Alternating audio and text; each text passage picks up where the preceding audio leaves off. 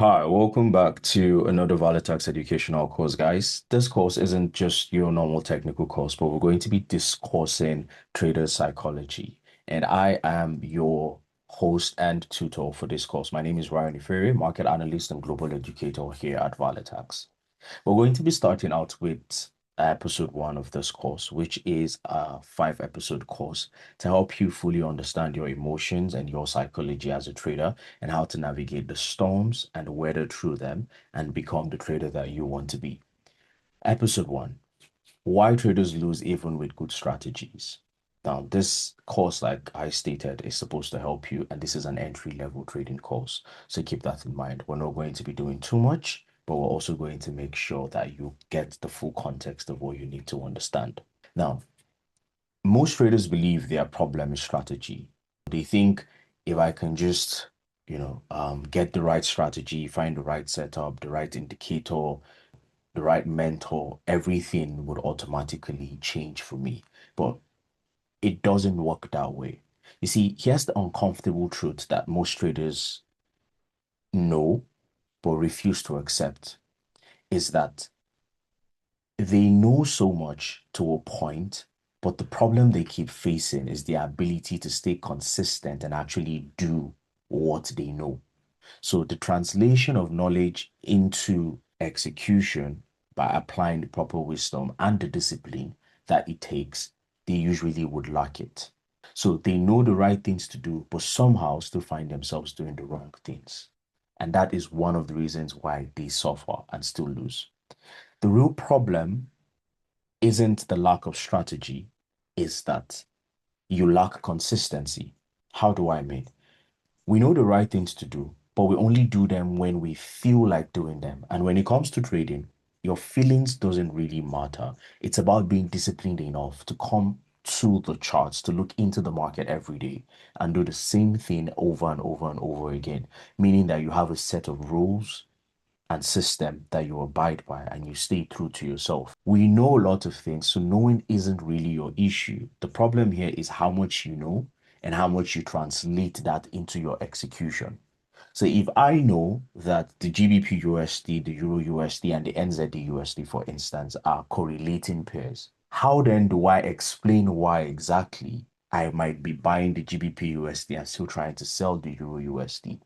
So knowing isn't the problem, it's execution because I could know better, but still do rubbish at the end of the day. Now, execution in itself isn't just the ability for you to click the buy and the sell button. It's important that we pay attention to one of the core things that execution entails, which is your ability to be fully mindful when taking a trade. So your execution isn't just about buying and selling, it's about the proper parameters to the trade, meaning that your stop losses, your take profits, everything are in accuracy. Your entry, is confirmed. You have a goal, you have a reason to why you're about to hit the buy and the sell button. Your psychology is intact, your emotions are in check. These are the things that actually make up your execution because when every other thing is imbalanced, placing the buy and sell button only feels like gambling. That isn't execution. Now, the execution gap. A lot of people, like I said, know exactly what to do, but don't do it consistently. You hear things like, I knew I shouldn't have taken that trade, or I knew I should have held longer. So you knew what you should have done, but you're only talking about it after you had done the opposite of that thing. So what really happens during this period is emotions override your logic. The distance between your knowledge and your behavior is usually tallied in the response of your emotions to your logic. The moment your emotions override your logic, the first thing that would happen is what you know no longer stands. It's about what you feel. And what you feel doesn't really work when it comes to trading. And most importantly, when it comes to the financial market, is about what you know and what you do, even when shit hits the fan, right? Trading exposes this gap brutally. It's why it's important to stay disciplined and consistent. So the reason why consistency is important when it comes to your psychology is that over time, you want your actions in the markets to become habitual, not just based off feelings. because feelings at the end of the day are very, very, very fleeting, and we do not want to have that.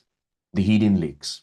One of the major things that traders suffer or do not even notice when they're suffering it is the core emotions they feel: fear, greed, impatience, you know, even selfishness to an extent. But what fear usually would do is it would delay your entries. Fear delays your entries a lot of times. They don't lose just because of one big mistake. They lose because of small emotional leaks here and there. So you see a good trade, but now you're overthinking it. You're scared of entering the trade, and then you eventually end up entering the trade at a later time. Now your risk is bigger, and you end up losing on that trade because you couldn't manage your risks properly. Impatience, on the other hand, creates bad trades and can also make you lose out on good trades because you become too impatient to a point where you are waiting for a particular confluence that might never happen, and you already have at least 80% of your confluence, but you're looking for the perfection to it. That can also make you, enter a trade too early or not even enter a trade at all. And impatience as well can also create bad trades. That is the eagerness for you to just want to trade could also make you create and enter bad trades.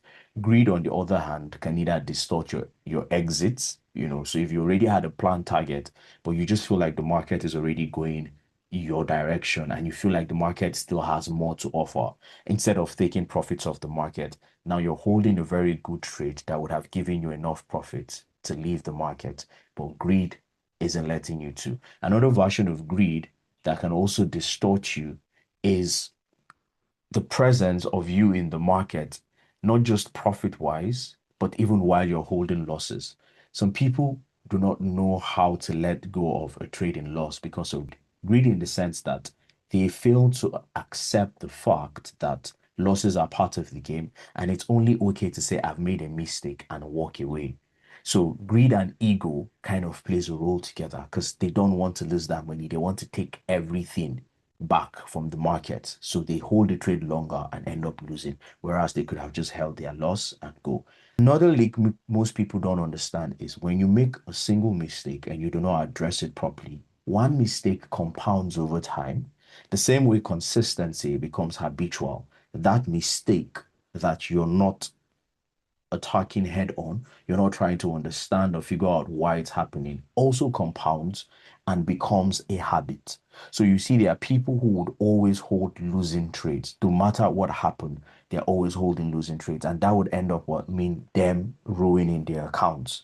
So these are some of the hidden leaks that a lot of traders do not even notice. Now, the next thing I want to share with you is the strategy illusion. An illusion to everything in the market, right? You need to understand that the market is kind of like a mayhem. It's chaotic. It's different people, different school of thoughts, different ideas, and all of these things. Now, new strategies feel like progress. Why? Because when you're trying out a new strategy, a couple of wins here and there makes you think you're invincible. But the truth about it is strategies are built in accordance to certain market conditions. Yes, a good strategy should be able to adapt to different market conditions. But the truth about it is the probability would definitely waver. So if a strategy was created for a very good trending market, it means that when the market isn't cleanly trending, there's a possibility that the probabilities could drop from probably a 70% back to a 45% or a 50%. Now, in these times, if previously the strategy was executing at 7 trades out of 10, right, it could drop to somewhere around 4 or 5 out of 10. Now, a lot of people would start to think the strategy now has a problem. So they avoid the real problem, and what do they start to do? They start to chase a new strategy. Okay, now systems do not fail. Conditions affect and execution ends up failing you. So when you see market conditions aren't favorable to a certain strategy, when you try to force the execution, at the end of the day, the system looks like it's failing. But what is really failing is your impatience and your inability to understand and identify the gap currently happening between the strategy and the market condition. So that illusion make traders always jump from one strategy to another strategy. And that is not a rodeo that you want to be caught in. So understanding the strategy, how the strategy operates, and also allowing yourself to play with the strategy even in market conditions, not necessarily on your live accounts, but even on your demo account, helps you keep your sanity and your discipline as a trader. Now, here is the shift that you need to make as a new and upcoming trader or an intermediary trader that is already having problems, or you've gotten to this point where it looks like you're jumping from one strategy to another strategy. What you need isn't a new strategy. What you need isn't to chase better setups, but to stick to one setup that has proven to you that has a good probability in the market. Because at the end of the day, the market is a probability. It's always 50-50. A very good setup could end up being a losing trade because of your psychology. And a very bad setup could end up being a winning trade because of your psychology. At the end of the day, it's about how you approach the market as a person. So trading isn't just about the charts and the candlesticks, it's about you as the trader. So your character is depicted on your trading. So stop chasing different strategies, but learn to follow one system or a couple of systems that you already have proven and tested that they work, and stay disciplined to them, be consistent with them, right? Now fix your behavior. If you're the kind of person who is impatient, try to understand what makes you impatient and why you're impatient, and understand how that affects your trading goal as a person. Okay, more knowledge doesn't equal becoming a better trader, but more execution, more consistency on the chart and discipline helps you become a better trader. And this is the end of episode 1, and I would love to see you in episode 2. And don't forget to like, share, follow, and subscribe to Valetax. And most importantly, get your accounts ready and start trading with Valetax.